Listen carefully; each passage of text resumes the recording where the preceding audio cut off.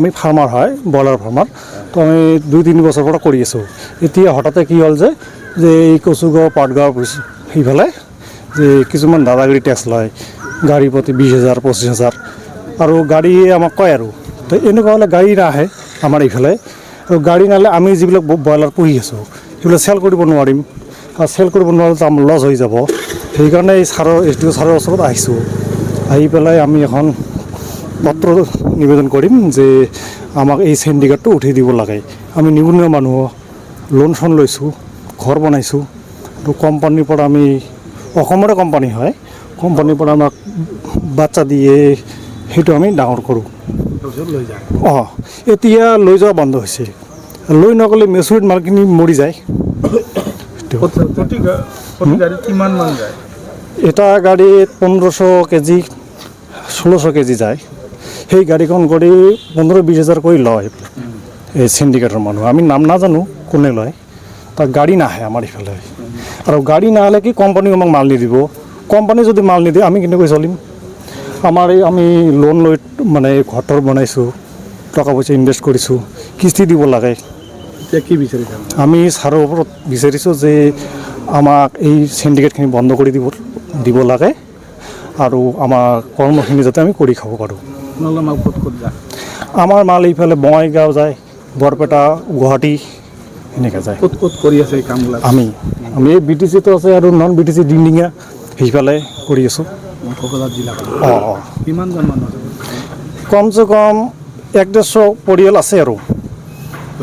তাৰ লগতে যিবিলাক লেবাৰ দিয়ে সিহঁতেও মানে কি পায়, মানে পোহপাল পায় আৰু এনেকুৱা। আমি আজি ইয়াত সকলো ৰাইজ গোট খাইছোঁ। আমি সৰু সুৰা এটা বিজনেছ কৰি খাওঁ, ব্ৰইলাৰ কুকুৰা। তাক 1 সপ্তাহ ধৰি শুনা পাওঁ যে ৰাস্তাত কিছুমান মানুহে গাড়ী ধৰি পইচা লৈ থাকে। সেই কাৰণত গাড়ীবিলাক আমাৰ ইয়াত নাহে। গতিকে আমি এইটো মহোদয়ৰ ওচৰত প্ৰাৰ্থনা জনাওঁ যে মহোদয়ে যাতে এইটো দয়া কৰি অনতিপলমে যাতে এইটো আমাৰ ছল্ভ কৰি দিয়ে, নহ'লে আমি বিজনেছ কৰি খাব নোৱাৰিম।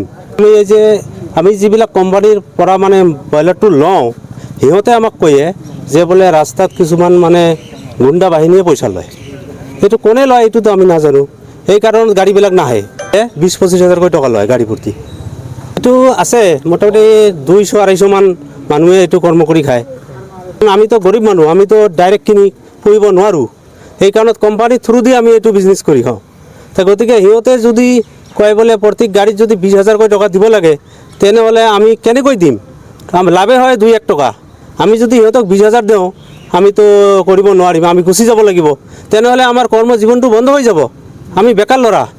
দিয়ে বাচ্চা দিয়ে, আধাৰ দিয়ে, আৰু আমি ঘৰটো আমি নিজে বনাওঁ, আৰু মেইনটেনেঞ্চটো আমি কৰোঁ। আৰু মেইনটেনেঞ্চৰ বিনিময়ত আমি কিছুমান টকা অলপ পাওঁ, আৰু এইটোতে আমি পৰিয়ালটো চলাওঁ। মেচুৰেট হৈছে মাল, বিক্ৰী কৰিব নোৱাৰোঁ, কি কৰিম এতিয়া? মৰি আছে। এইটো বন্ধ হ'ব লাগে দাদাগিৰি পইচাটো, কাৰণ এইটো হ'লে আমাৰ নাহিব ইয়াত গাড়ী নাহিলে আমি মাল কি কৰিম? পশ্চিমবংগৰ পৰাতো গৈ আছে। পশ্চিমবংগৰ পৰা গৈ আছে, কিন্তু আমি BTCৰ মানুহ।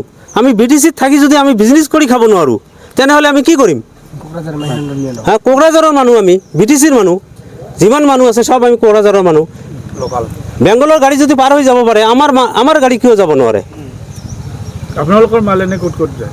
এইফালে আপাৰ অসমত যায়, গুৱাহাটী এইফালে যায়। আৰু এতিয়া বন্ধ হৈ আছে? এতিয়া বন্ধ হৈ আছে, আমাৰ মাল নাযায়। কিমান দিন ধৰি?